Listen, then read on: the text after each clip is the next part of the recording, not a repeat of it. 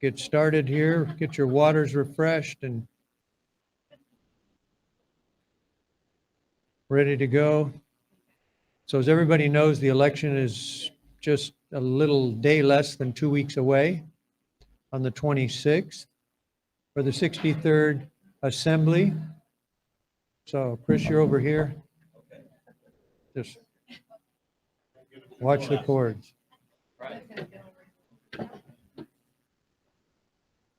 So as you know, Bill Acelia used to represent us, and then he got an assignment from the president to go to Los Angeles to be the federal attorney for LA. So he stepped down. So now we had a primary with 4 or 5 candidates, including a write-in candidate, and now it's come down to 2 candidates for the final election in less than 2 weeks.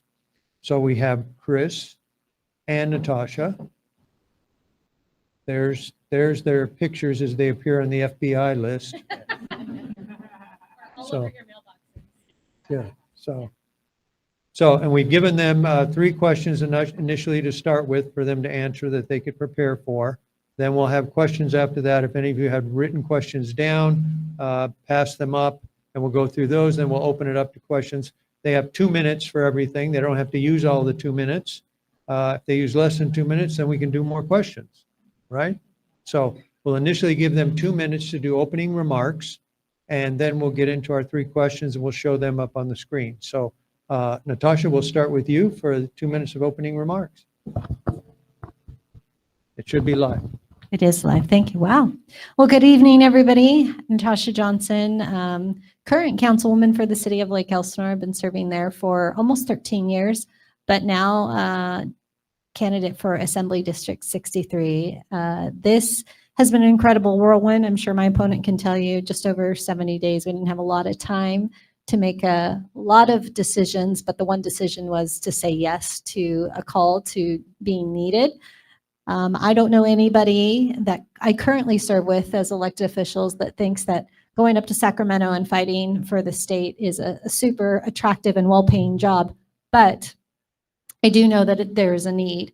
And so I grew up a military brat. I've lived all over the world. One thing that was really important to me was growing roots in a community. And so when I did that, I had no idea that that would turn into a life of service. My husband owns small businesses. I work for corporate America. We raise all men. So I am the king of, or queen of my household. I'm probably the king too, actually. But all that to say that this isn't just about a job for me. This is me walking away from a career to go serve because there's a need. California is broken. It doesn't matter what your party is. It doesn't matter what your zip code is. There's a lot of dysfunction. We need help. We need to be able to afford to live here, and we need to be able to protect our communities, and we need to have some local control back. So I said yes to this journey, and here we are. And just in 2 weeks, we will be voting once again, and whoever is joining will be joining part of the solution that we need to bring California back and repair it. So Natasha Johnson, happy to be with you. Okay, I'm sorry, it's the teacher in me, but I have to stand up when I talk. My name is Chris Shoults. I am the Democratic candidate in the race for Assembly District 63. As Natasha pointed out, glad to be here this evening. Always glad to be in front of this group because it really is a pulse on all the things that are going on in this community. And no candidate wins an election. It's the community behind candidates that win elections. I am a father of 3 myself. I grew up on a working farm in a Republican household. Literally, as a teenager, I spent my days behind the wheel of a John Deere tractor, heavy implements. I can fix your car, weld you up something nice. But my mother, a Republican precinct committee woman, was very concerned that I get an education. And so I did go to college, got a little carried away, got my undergrads in English and became a teacher, and then got a master's in English. My wife and I raised 3 boys. Ultimately, we also have a small business, run a large family childcare home from our residents. So I've been in the education game for 27 years now, have a pretty good feel for things that we really need to do that should make a difference, and that we've gotten off track about and gotten distracted instead of paying attention to. Additionally, I'm an everyday Californian. So as duly pointed out, it's highly unaffordable anymore, and it's just getting worse. And so we need to make sure that we're doing meaningful intervention to do something about that. And then lastly, we need some economic diversification in terms of how our communities are growing. We have a lot of logistics and warehousing. We can't just keep doing that forever and in perpetuity. We have to decide what we want. We have to go after that. We have to get state level resources back to our communities. We have to let our communities decide how to use those. And we need to make sure that we're creating communities where people can afford the homes that are being built there, where people can afford to live in them, and people can afford to stay in the communities where they're working, so they don't have a zip code of my car on the 215 or the 15. So pleasure to be here tonight. Again, I'm Chris Shoults. Okay, our first question for the candidates that we had given them has to do with political independence and party influence. Both candidates have received significant party endorsements and support. Research indicates that legislators often vote with their party over 90% of the time. How will you balance party loyalty with the specific needs and interests of District 63 constituents? Can you provide an example of an issue where you might be willing to break from your party's position if it better serves your district? And we'll start with Chris with this one. Yes, you do have a decent amount of party support, and I think it's going to take some of that no matter who you are. You have to be able to build a coalition. You have to be able to operate. I am going to point out, first of all, that we do have a supermajority, and as a Democratic candidate, I have an opportunity to more easily affect change in the legislature and to build those relationships that can get things done for the community. We haven't gotten a lot back from our leadership, or our representation rather, in our last representative. And so we definitely need to make sure that we are getting resources back to the community and policy that makes sense done in the legislature. In my case, people who know me will tell you that I'm always about what's right. I don't care who happens to be right. I'm always about a good idea. I don't care whose idea it happens to be. I currently am on this is my third elected term on the executive board and bargaining team for my local education association. I represent folks who are on all elements of the spectrum for ideology. Don't care where the good ideas come from. I'm willing to push back. People who know me within the party also know that I've done some intra-party pushing as well. I'm not afraid to clap back and say, no, that's not what I'm going to do. That's not what makes sense. And so I'm not afraid to do that in Sacramento. And I've been in rooms before where I've said, I'm not afraid to tell anybody no if that's the thing that makes sense. So I'm going to leave it at that, because that's the bottom line. I'm not afraid to tell anybody no and to do what's right. And I don't care whose idea it was or who gets the credit. Thank you. I've spent a career in spaces where results matter more than talking points. I have run a city for almost 13 years. I have run a business. I have raised a family, which is harder than any of all those things put together. And I will say that I never forget that I serve people and not a party. As a Republican, you need the support of your party, but one thing that the party is very concerned with is making sure that they have someone that toes the party line.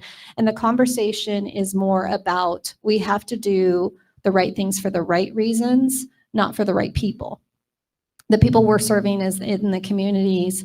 Something that Chris brought up, and it is a very well-known fact, is our former 2 assembly members fought incredibly hard. Their voices were loud, but that did not translate into results back to the 63rd district. We don't have any bills or successes that we can point to say that worked. So, serving in local government, you have to build relationships. You cannot do it alone. Those relationships will be vital for me. They are key as I walk into this. They were the consideration and why I said yes, because Republican, Democrat, Independent, everybody has to work together. We have to work across the aisle. We have to work for the people, and those conversations have not been collaborative. They have been one way. So I think your question was specific. Can you give us a reason where you would break party lines? I will leave it at, we have to do the right things for the right reasons and bring some common sense back to Sacramento. People have said to me during the 70 days, if it was so common, then why don't we have more of it? And they're absolutely right. We need rare sense in Sacramento. We need to make some changes that maybe people don't understand, because we have done the same thing over and over and over, and it's almost the definition of insanity. Supermajority or not, we need people that are ready to lead. I'll leave it there. Thank you. All right, the next question has to do with a little closer to home, utility infrastructure and wildfire safety. Following the January 2025 fires in Altadena and Pacific Palisades, Southern California Edison proposed undergrounding 150 plus miles of power lines in those areas. They actually proposed to do power lines in other areas even before that fire throughout California. However, communities in District 63, including parts of Riverside, Jurupa Valley, and Norco, also face wildfire risks that aren't included in similar undergrounding plans. How would you advocate at the state level to expand utility safety improvements to our district? What specific legislative or regulatory approaches would you pursue? And how would you work with the local officials and community stakeholders to advance this goal? And I'll add to that, one of the stumbling blocks is our own city council that has voted for overhead wires and will not bend, at least so far, on the undergrounding. So Natasha, we'll start with you. When this question was, I saw the questions this morning and I thought, gosh, this really hits home. The community I serve in Lake Elsinore, we weren't just prone to wildfire. We actually did have a wildfire that came over the Cleveland National Forest called the Holy Fire in 2018. So when you've had to lead in decisions and make decisions in real time, you don't have time to study things, and you don't have time to think about, analysis. You have to make real decisions for your community. And that has given me a lot of perspective. There's no handbook for leading through disaster, but what it has given me is a very in tune insight into what we need to do. There was never any mitigation. The hills and the national forest that burned behind us had 100 years of fuel because there was never any fire mitigation. So having that experience helps me advocate for what we need, not just because we're not as wealthy as some of the coastal cities. We still deserve the right infrastructure and a proactive measure to protecting wildfires. Specific to the undergrounding, I don't know if I'm doing that, but I apologize. Specific to the undergrounding in the city that I currently serve in, we actually fought for underground. We did fight with the CPUC, and we came upon a compromise where we did half power lines and half undergrounding. It's based on cost. The utility company, Edison, who we were working with, the cost is just astronomical to underground, and it comes down to the penny. So what we did was we just fought and came to a solution that our community could live with. And I think not giving up, we were told no several times and then took the fight ourselves on with the CUPC, which is the California Protection Utility Company. So I'm going to take that same approach with real experience for what I've experienced in our city, and I'm going to take it to Sacramento, and we're going to continue to fight.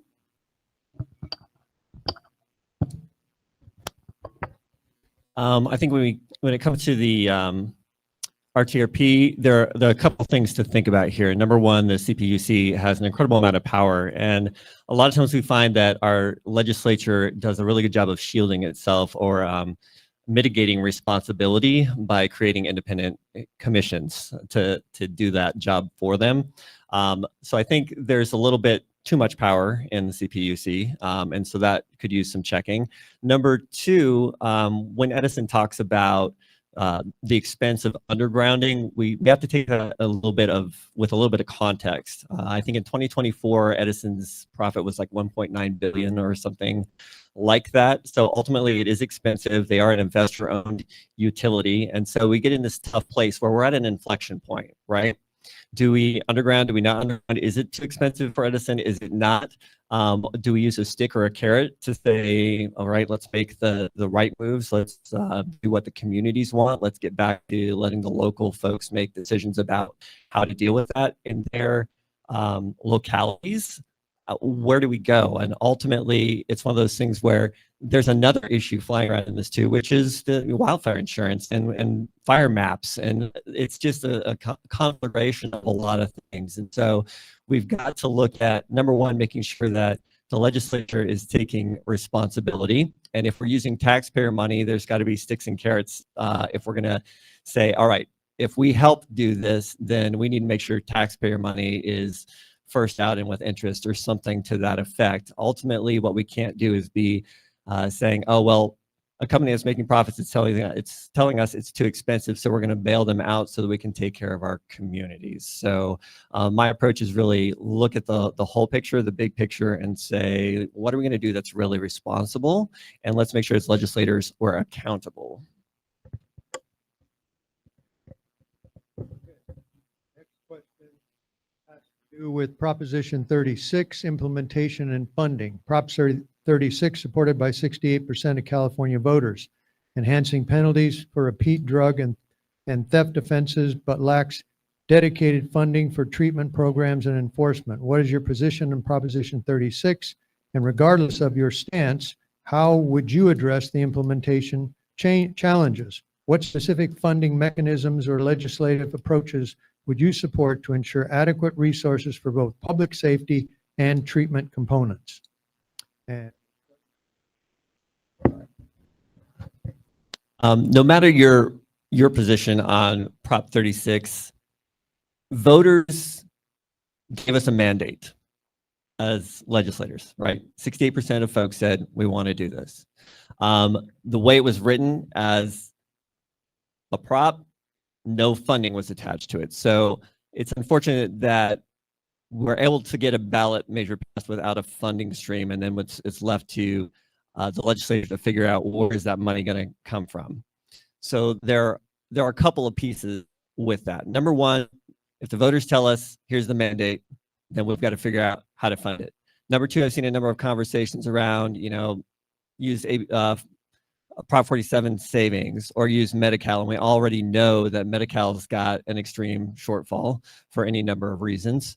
Where I'm at ultimately is saying the voters said they wanted something different to happen in terms of crime, whether it's smash and grab, whether we want a treatment, but we drive by each other a lot in the night. If you look at Prop 1 and mental health and all those resources, if you look at what we're trying to accomplish with 36 and no funding stream. So it's like, this is another one of those things where we need to get money back to the communities, the counties, the localities who deal with this stuff up close and know what actually needs to happen with them. So do I want more crime? No, I don't want more crime.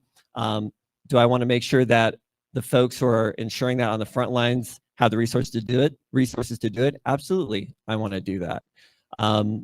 But ultimately, as a representative of the people said what needed to happen, and what I believe one way or the other, or how I voted, that's my job as an assembly member. So I'll leave it at that.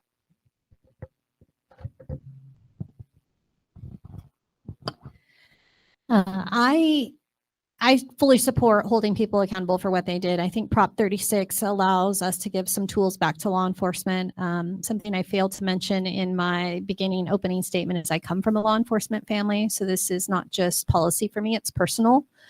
However, the non-funding of the mandate, what that does is it's smoke and mirrors for fixing a problem. We did not fully intend to fix or provide resolution because there was no money behind it. The only way we're going to do that is we have to reallocate services. The key to some of our crime, our homelessness, all the things that Prop 36 can help with, the dollar amount for some of our theft, is we have to provide services in rehabilitation is a part of law enforcement, and it's an investment. People think we need to hold people accountable for their crimes, and the law is the law, and that's all we have to do. But if we don't help people to get better, if we don't give them alternatives, if we're not getting down the line and actually fixing the root of the problem, we're in a cycle, and that cycle will not continue. I have had the opportunity to balance public safety budgets for some years now, a much smaller budget than at the state level, but still the same thing. And I will tell you that every penny matters. And it's not just about taking public safety budget.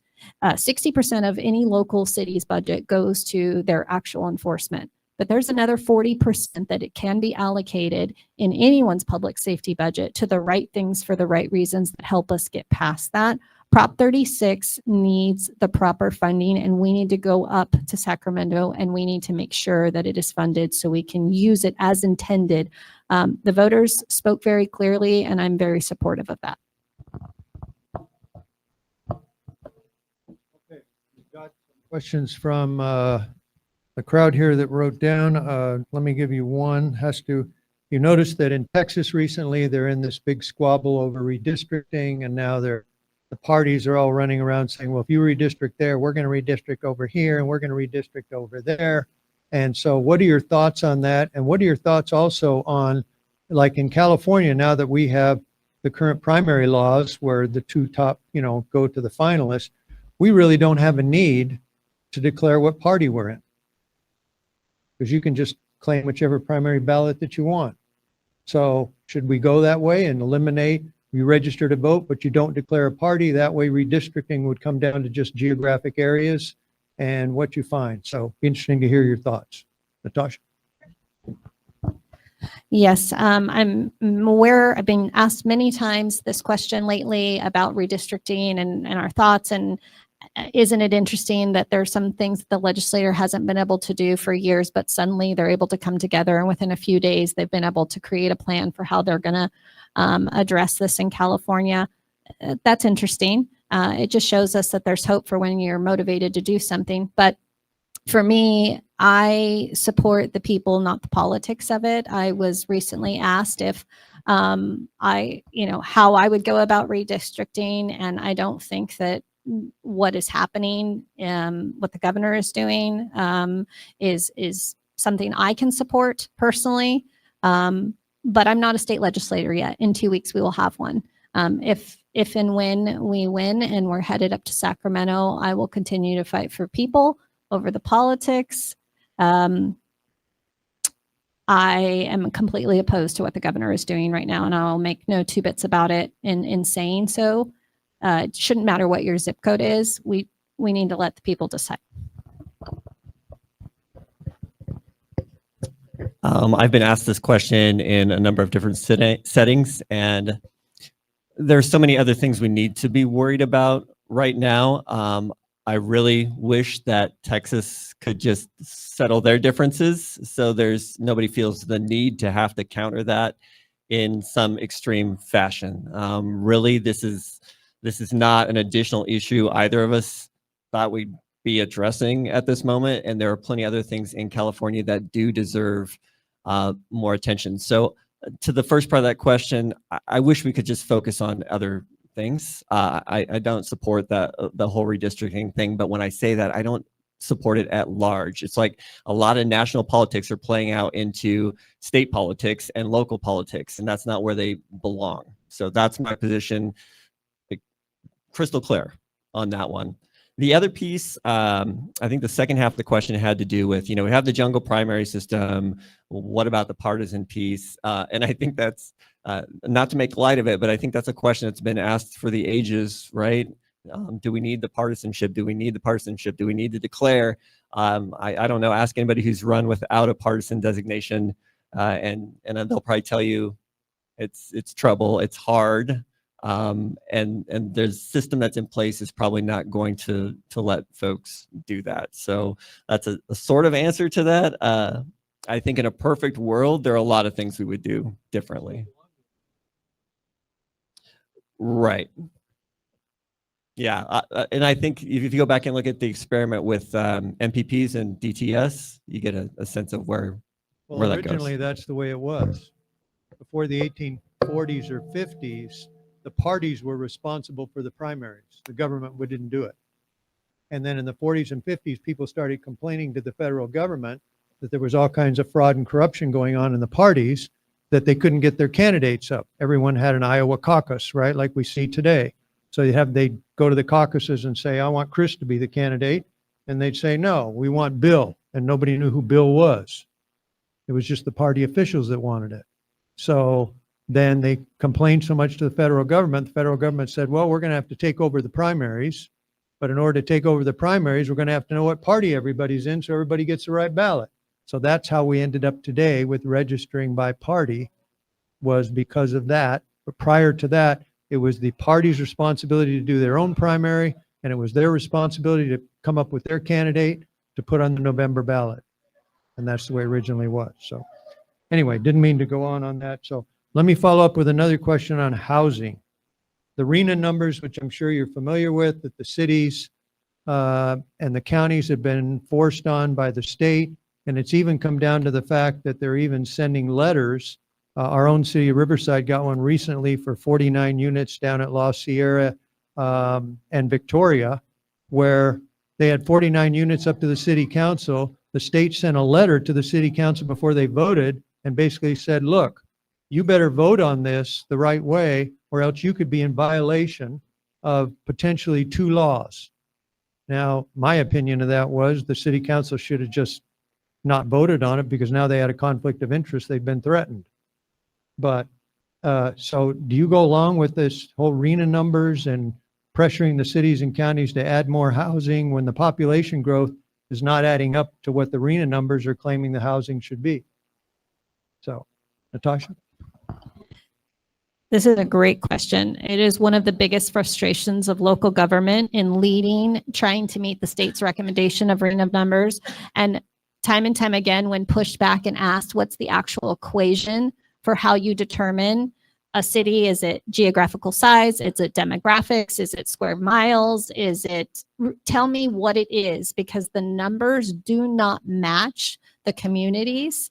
The community that I'm serving in right now, if we don't, similar to the city of Riverside, if we don't hit the RENA numbers, not only are you fine, you are in violation, you're fined, and they can withhold state funding.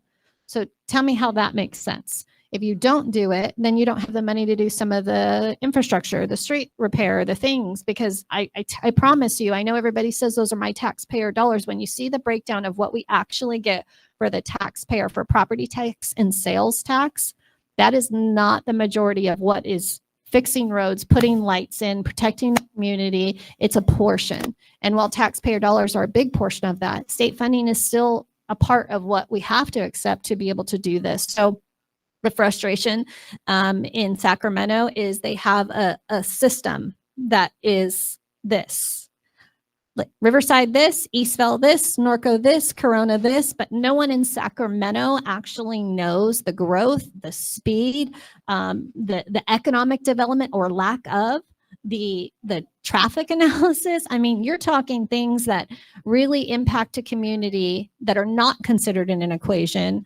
The RENA numbers need to be reevaluated. There are many cities that will not meet their RENA numbers coming up very soon, especially with Riverside County being the 2nd largest county in the state of California, and this area being the 10th fastest growing in the nation. We are not going to meet those numbers. We are not going to be able to. So the only way to do this is to take it apart and fix the system, because the current approach is not going to work. I am completely against these standardized RENA numbers that are currently in place. I think we need to do better, and we can do better. I think that's a place where we agree. We need to do better, and we can do better with that. Ultimately, I think sometimes we carry a little bigger stick, and we forget that sometimes carrots work also, or a combination of carrot and stick work. And this is one of those situations where I tell people, and I've been in front of a variety of city councils where I've said this, and there's record of it. The people of Norco are always going to know most about Norco. The people here are always going to know most about the communities that you're in. The people in Menifee are going to know most about what's going on in Menifee and what growth looks like there and what they need. And so ultimately, and I know it's not, local control is not necessarily a thing that you expect to be always pouring out of a Dem's mouth. But in this case, it's like, especially in Assembly District 63, where it's a little bit rural and every community has a very different kind of character, you've got to make sure that you're getting the resources to local government, the municipalities, and you're letting them do what they think is best with it. And yes, we need to increase housing, but you can't pie in the sky, throw a number out and say, hit it, and then beat people up when that unreasonable number isn't met and take away resources. I'm actually in agreement on that one in terms of we need to find another way to do it. I'm going to leave it at that. Great, thank you. To follow up on that, one of the other big problems with the RENA numbers is they don't use the whole county as a whole, because you can have neighboring cities like we have here. Riverside has a goal of 18 or 19,000. Moreno Valley's got 13,000, but they've already approved 15,000 units. So can you take that into account that they've already approved more? You got Murrieta or Menifee that's approved 10,000 units, and then where are they going to be traveling? Right up through this area, right down through our streets. So our infrastructure will be beat up 3 times more than the RENA numbers. So it really is more complicated than it is. So.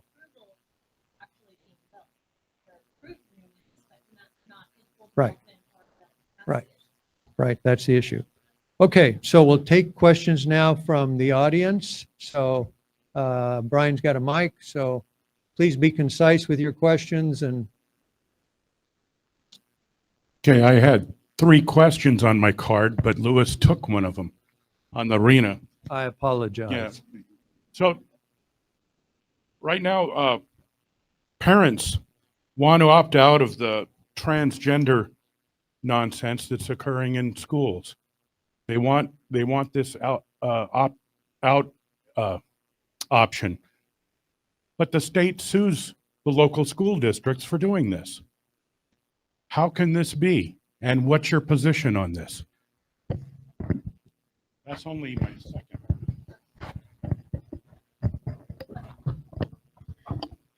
One of the key priorities that we've talked a lot about and that I've been sharing in my campaign is that parental rights and education. We've gone so far backwards, and parents are being pushed out of conversations. I can't speak to the litigation part of it. I'm not an attorney, but what I can tell you is the state of California doesn't get to tell me how to be a parent. And we have forgotten what it's like to be a parent. I also know that to be a legislator, you have to have a little bit of information about a lot of things, right? But there's something that no one can tell you about unless you've been it, and that is a parent. I think we both share that.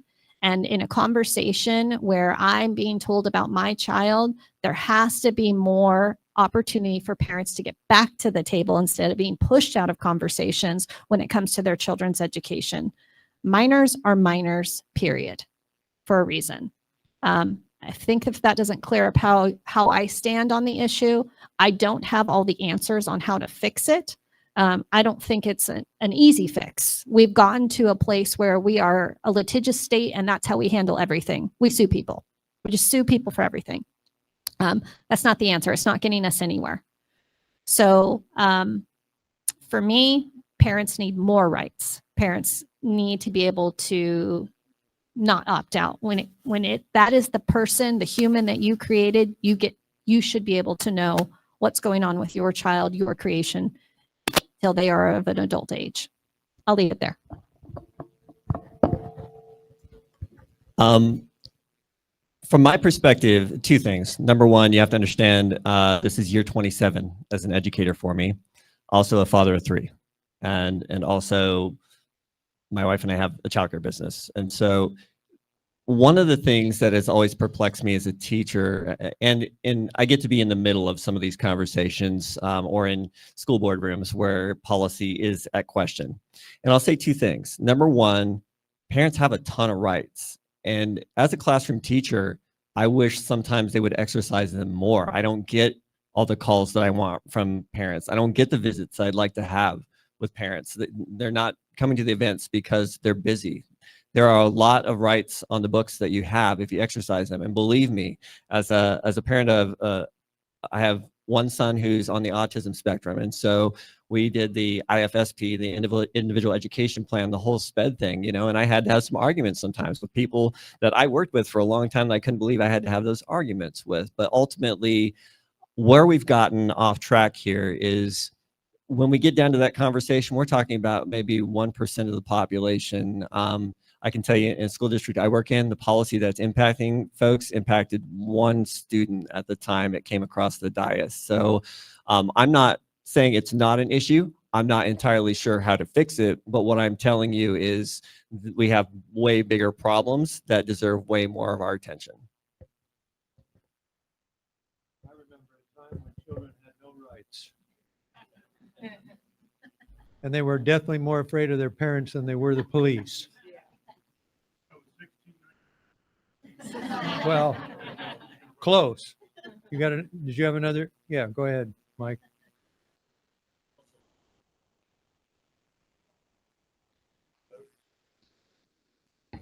Hello. I also have an education question. As probably everybody knows, the 4th and 8th grade reading and math scores reaching attainable or grade level is somewhere between 30 and 40%. In the big, beautiful bill that passed, there is a provision in there for states to allow a program with federal money for parents to opt their kids into charter or private school. But the governor and I think the legislature have to approve that. There's no money comes out of the state. It's all federally funded. But we all know that the California Teachers Union controls the state of California. And they would close every charter school down tomorrow if they could. What is your position on allowing this, and would you work for it so that people that have their children in underperforming bad schools have a way out, because most of them don't? Thank you. All right, I'll take that one. And again, as an educator and a parent, that's a very personal question to me. We know two things. Number one, having spent a career in education, I'm a little suspicious of the feds because they have this habit of unfunded mandates. Most education funding ends up coming from states one way or the other. Not all charter schools are bad. I'm going to say that. There are some that are particularly effective, and especially in some underserved communities. There are a lot of them that don't outperform public institutions. And so when we start talking about resources, my number one concern is in fixing that 4th and 8th grade problem is, are we ever going to commit to actually doing what we need to do to our public education system? Because a lot of the advantages that get touted for charters are things that I sit across the bargaining table and go back and forth about every year. Like, should there be 33 kindergartners in that classroom with one teacher? Is that best serving your kid or your granddaughter or whoever? Or, ultimately there are a lot of things to be solved. And if there's a solution to be had, I feel like this is another time of going in a third circle during my career where we're trying to solve the same things the same way. And it's that definition of insanity.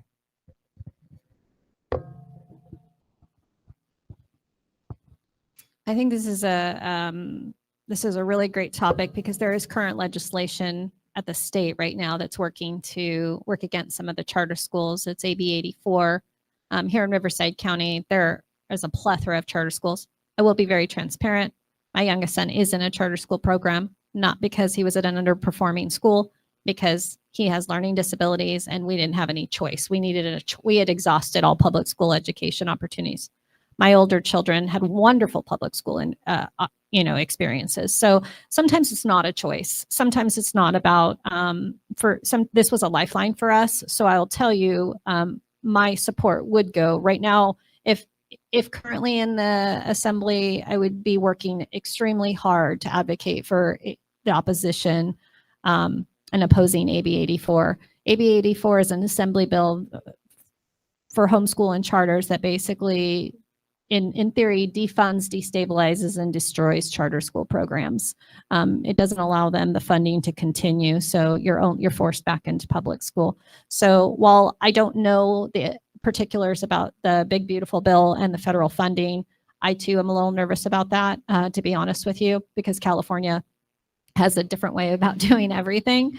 But I will say that charter schools, we need to advocate for these options. This is just another option for education. And if we really want to fix California, we have to remember, I'll tell you, I'm not an educator like my opponent here, but I will say that the children are our future. And if we don't put our money and invest in that, and whether it's public school, charter, private, it doesn't matter.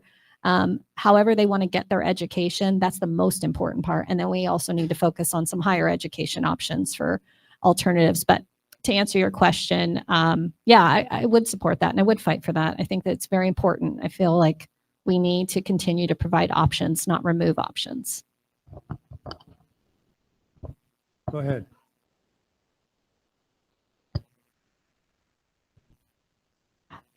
Can you hear me? Oh, good. I have a question about the federal government asking our universities, colleges for a list of all their undocumented students.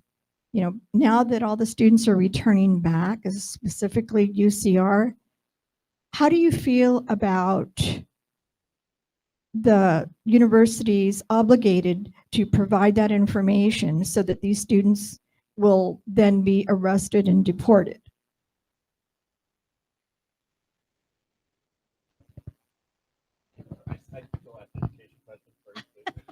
You are an educator, sir. Yeah, I'm just going to give you the reaction to that because I don't have all the information. I don't know exactly. I haven't heard that this is currently a process. Is this a proposed? I'm not sure. This is not something I've heard of. Here locally. Yeah, because I haven't heard about it. Sure. I think government's overreach is tough, but I will say that if there is a reason, if there's funding tied to it, I know that there's probably going to be a connection that says that for certain programs and such, you're going to have to prove. And with that, I'm not sure that it's about what I think. It's about what we need to do and how we need to figure that out. If there's undocumented folks that are trying to better themselves and educate, then we need to provide a pathway for them to become documented and legal and do it the right way so that they can continue on with their education and be great citizens of our community. But I'm not sure that this is an issue right now, but it's good to know that it's a potential something we need to think about. I think I'll echo some pieces of that, and I can think of, I've told this story before in places, but I had a young man in an evening course. It was an English composition course, and he was from South Korea and had gone through the process of becoming a citizen. And he was really kind of an angry young man, and so I got to know him decently well. And it had taken him 5 years and thousands upon thousands of dollars to become a citizen. And he spoke and wrote 5 languages in English way better than a lot of the students that I had in the class. And so ultimately, this is one of those cases where if we have problems with immigration, I'm not sure we're going about solving them the right way at the moment. We need to make sure that there's a accessible path to legal citizenship, whether you're a student or whether you're an immigrant, period. It needs to not take thousands and thousands of dollars and years and years and years to do it right. We need to make sure that we're fixing the system that's broken, because a lot of what we're seeing are symptoms of the fact that the system is broken and we've yet to fix it. So we're treating the symptoms in an irrational fashion at the moment instead of fixing the problem. At least that's my take on it.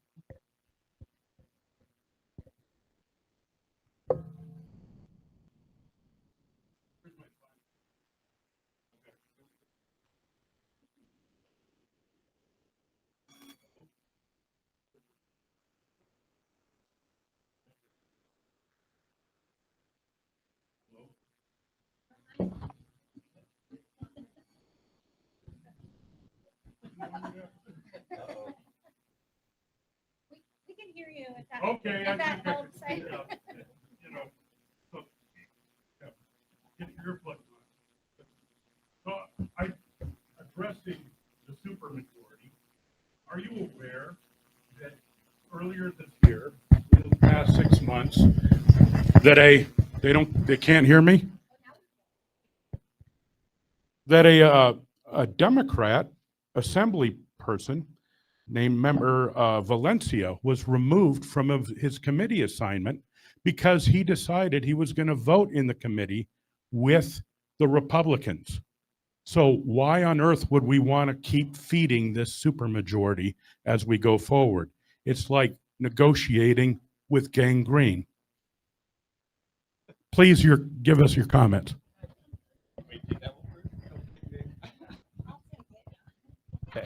I'll just say this isn't really, we can't speak for those that are making decisions or not making good decisions. I'll just say that. There is a supermajority, and to that point, we do need balance. We need to get to a point where, I'd be remiss to say that having 80 legislators and right now currently 19 of them being Republican, there's not any balance. We know that. And also some of the decisions that are taking place and California being so fed up, no matter what your party is or lack of party. I'm not saying get rid of every Democrat. I'm saying let's provide some balance so that we can have some educated conversations, discussions. Right now, there's not even discussions. To your point, some Republican legislators are authoring bills. They're not even being read. They're passing it across the aisle to a Democrat legislator, and now it's being read because it's authored by a Democrat. Those are the kind of tactics that are currently happening in Sacramento.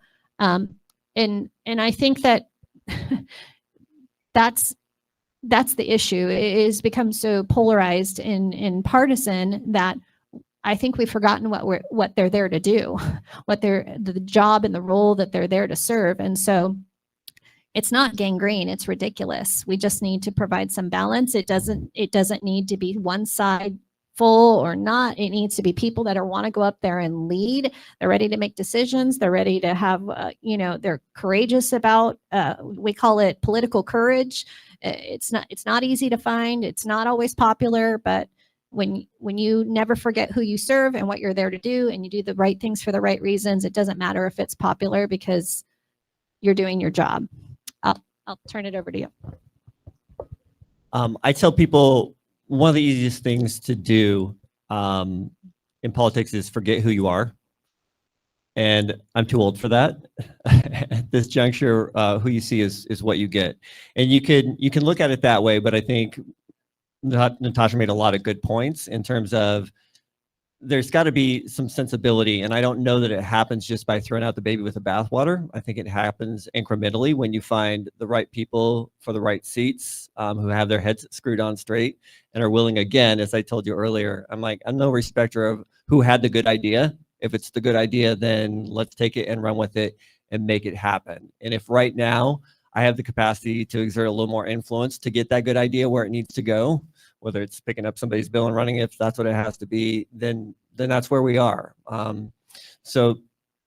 Again, it's a long road to that balance. I spent part of my life in a state that was a supermajority Republican legislature, and we had a lot of the same problems that we have here. So we do need to have some balance. I don't know that it necessarily comes with the label that's behind your name. I think it comes with the people that you put there. Okay, we got time for one more question.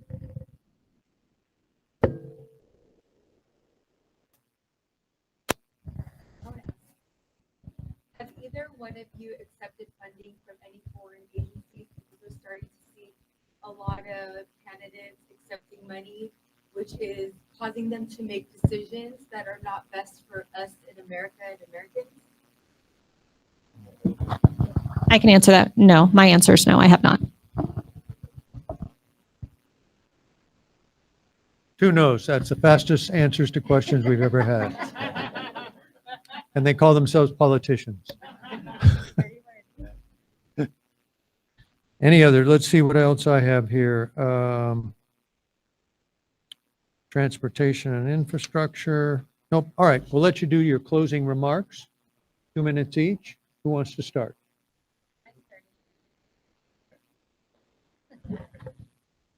Okay. Again, pleasure to be here tonight. Always appreciate the opportunity. I love how in tune this group is with the community, because every time I come here, I learn so many things. So keep doing what you're doing. This is what community action and civic engagement looks like, and I wish it looked like this in a lot more places. So kudos to you on that front. Again, I'm Chris Shoults. I'm a father. husband of 30 years to my high school sweetheart, got 3 kids, came from a blue collar background. I've put a career in education. Life, again, probably would be far simpler not doing this, but there comes a time where you stand up and say, enough is enough, and somebody's got to do something, and this is what I can do. You know, I don't have aims to be a congressman or run for governor or anything like that. I just want to do good work for my neighbors. And part of that initiative comes from the fact that we haven't gotten a lot of good work done out of our representation in Sacramento for Assembly District 63. So ultimately, I'm going to ask for your vote. Again, my core issues here are really 3, and they're one and the same. One of them is making sure that we are having the conversations around education that we need to be having. We need to make sure that we're letting kids know they can make a good living in a trade, that they can be entrepreneurs. We're making sure they have access to cheap college credit if they can get it. As a dual enrollment instructor, I've seen that work a lot. We need to make sure that we've got university capacity for kids who want to go to school in state. Want to make sure that we're diversifying our economic landscape in Riverside County. I mean, we can't do logistics and warehousing forever. We have to decide what comes next. We have to go after it. We have to make sure we've got a representative who can bring those resources back to the district and let communities decide how to best use them. And then ultimately, I think when you pull those pieces together, education is an economic driver. And affordability is a crisis, folks. We need to address on so many fronts, whether it's housing, whether it's insurance, fire insurance, it doesn't matter what it is. I ask for your vote because I think those are the things that we need to be looking at to solve. Thank you. So I want to leave you with a few things.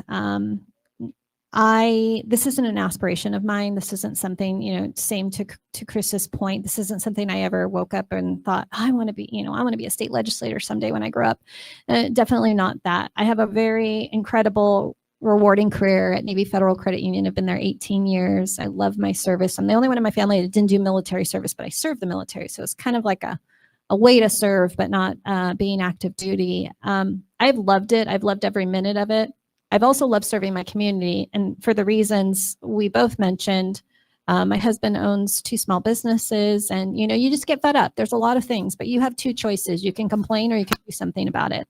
So 13 years ago, I decided to do something about it, and I got involved. You know, we were part of the Chamber of Commerce and supporting the business community, and they actually had mentioned run for city council. I didn't really understand even what that meant or how involved or what kind of authority, but I thought, you know what, you're right. And you learn as you grow, and politics is not easy. It's not for the weak. And I know there's a lot of gameplay, and I know there's a lot of, you know, negative connotation around politics, but I share this with you from, you know, hopefully from the most vulnerable part of my heart. I know many of you do not know me, but people who do this for the right reasons are few and far between in this arena. They truly are. And the good ones are easy to spot.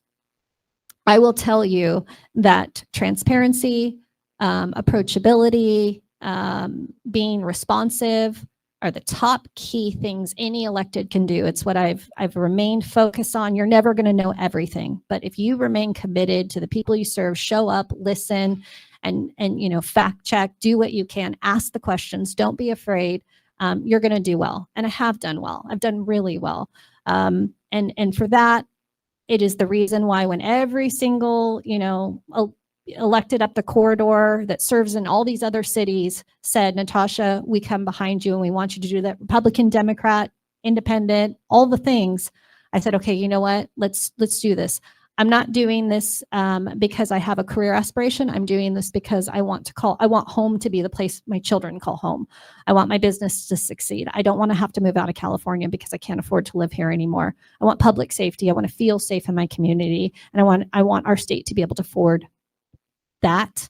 I don't want to push every single business owner out because we can't figure out our carb and our gas situation.